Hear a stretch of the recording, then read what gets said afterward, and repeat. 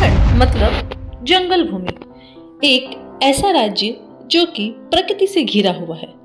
यह भारत के उत्तरी पूर्व में बसा हुआ है।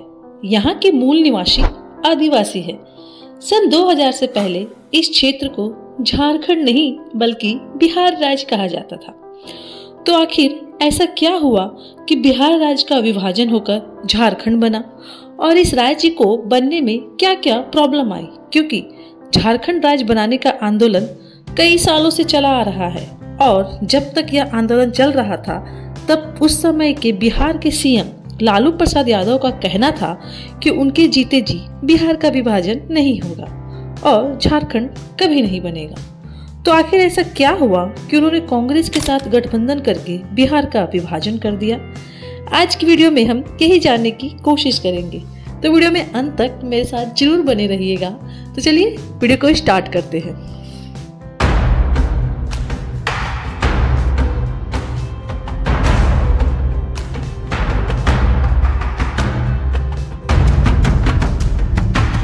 तो बिहार से झारखंड के अलग होने के कई कारण हैं, जिसमें से सबसे बड़ी कारण है वह है डेवलपमेंट। हम सब जानते हैं कि झारखंड एक मिनरल रिसोर्स वाला स्टेट है। यहाँ पर कोयला, लोहा, कॉपर, माइका इत्यादि जैसे खनिज पाए जाते हैं। जब झारखंड बिहार हुआ करता था तो खनिज संपदा से आने वाले ज्यादा पैसे उत्तर बिहार आज के बिहार में खर्च किया जाता था, जिसका दक्षिण बिहार यानी आज के झारखंड के लोग इसका विरोध करते थे। दूसरा कारण, दक्षिण बिहार की ज्यादातर आबादी आदिवासी है, वहीं उत्तर बिहार में सिर्फ 1% आदिवासी की संख्या थी। और दूसरी ओर दोनों क्षेत्र में अलग अलग भाषा बोली जाती थी, जो कि दोनों क्षेत्र को एक अलग अलग पहचान देती थी। इसलिए झारखंड राज्य बनाने की मांग अंग्रेजों के समय से चली आ रही थी। पहली बार 1912 में एक छात्र झारखंड राज्य बनाने का प्रस्ताव रखा था, लेकिन अंग्रेजों ने इस प्रस्ताव को ठुकरा दिया था। और ऐसा सिर्फ एक बार नहीं बल्कि कई बार हुआ। कई नए चेहरे आते रहे, झारखंड राज्य बनाने की मांग करते रहे। इन सब चेहरों में से एक चेहरा आता है जयपाल सिंह मुंडा का। जयपाल सिंह मुंडा का जन्म झारखंड के खूंटी जिले में हुआ था, और वह एक पॉलिटिशियन के साथ साथ हॉकी के भी प्रसिद्ध खिलाड़ी रह चुके हैं। उन्हीं के नाम से रांची के मोराबादी मैदान में जयपाल सिंह स्टेडियम बनाया गया है, जिसमें 12 जनवरी से महिला हॉकी इंडिया लीग की शुरुआत हो चुकी है, और इससे रिलेटेड वीडियो भी मेरे चैनल पे है, आप जाके देख सकते हो।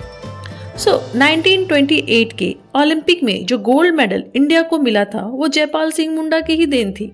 झारखंड राज्य बनाने के आंदोलन को आगे बढ़ाने के लिए उन्होंने 5 मार्च 1949 को झारखंड पार्टी नाम की एक राजनीतिक दल बनाया। दक्षिण बिहार यानी आज के झारखंड के लोगों को इस पार्टी पर काफी उम्मीद थी। इसलिए जब 1952 में बिहार विधानसभा चुनाव होती है तो झारखंड पार्टी 32 सीट हासिल करती है और एक मजबूत विपक्ष पार्टी के तौर पर उभरती है। उसके बाद 1954 में जयपाल सिंह मुंडा के नेतृत्व में झारखंड पार्टी द्वारा राज्य पुनर्गठन आयोग को एक आदिवासी राज्य झारखंड बनाने का ज्ञापन सौंपा जाता है, लेकिन इस ज्ञापन को यह कहकर ठुकरा दिया जाता है कि इस क्षेत्र में कई भाषा बोली जाती है और आदिवासियों की संख्या भी कम है। इसलिए अगर राज्य का विभाजन हुआ तो इसका असर राज्य की इकोनॉमी पर होगा। राज्य पुनर्गठन आयोग के जवाब के बाद दक्षिण बिहार के लोग काफी दुखी होते हैं, और जयपाल सिंह मुंडा की झारखंड पार्टी की उनकी उम्मीद भी कम हो जाती है। इसलिए जब 1962 में बिहार विधानसभा चुनाव हुई तो झारखंड पार्टी सिर्फ 20 सीट ही जीत पाती है। ये देख जयपाल सिंह मुंडा को लगा कि झारखंड राज्य बनाने की मुहिम धीमी हो गई है। वह काफी दुखी हुए और कई राजनीतिक दिक्कतों की वजह से 1963 में कांग्रेस पार्टी ज्वाइन कर लेते हैं। उनके जाने के बाद भी धीरे धीरे ही सही पर झारखंड आंदोलन चलता रहा।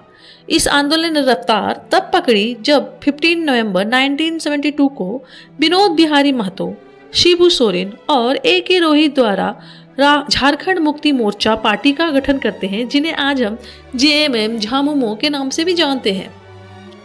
JMM के लोग कांग्रेस महासचिव राम रतन राम द्वारा चलाए जा रहे झारखंड कोऑर्डिनेट कमेटी से जुड़ते हैं और उसके बाद राम रतन राम तत्कालीन प्रधानमंत्री राजीव गांधी से 1988 में एक पत्र लिखकर झारखंड आंदोलन पर ध्यान देने का आग्रह करते हैं।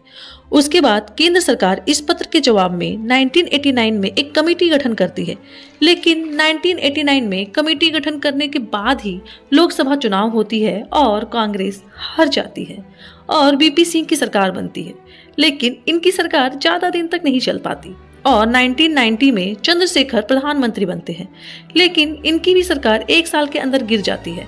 केंद्र में अनस्टेबल सरकार होने की वजह से केंद्र की ओर से झारखंड आंदोलन को स्ट्रॉन्ग सपोर्ट नहीं मिल पा रहा था और समय बीतते बीतते 1995 की बिहार विधानसभा चुनाव आ जाती है, जिसमें लालू प्रसाद यादव की पार्टी 324 में से 167 सीट हासिल करती है और लालू प्रसाद यादव को मुख्यमंत्री बनाया जाता है। वहीं झारखंड मुक्ति मोर्चा शिबू सोरेन के नेतृत्व में झारखंड आंदोलन का मुद्दा उठाकर 10 सीट जीतती है।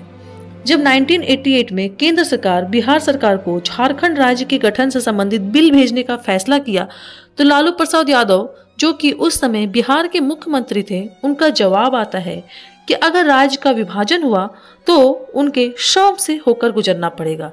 उसके कांग्रेस, जेएमएम, बीजेपी जैसे लगभग 16 राजनीतिक दल एक साथ आए और आंदोलन शुरू किए, लेकिन all party separate state formation committee का गठन किया, जिसके संयोजक न्यायमूर्ति सहदेव को बनाया गया।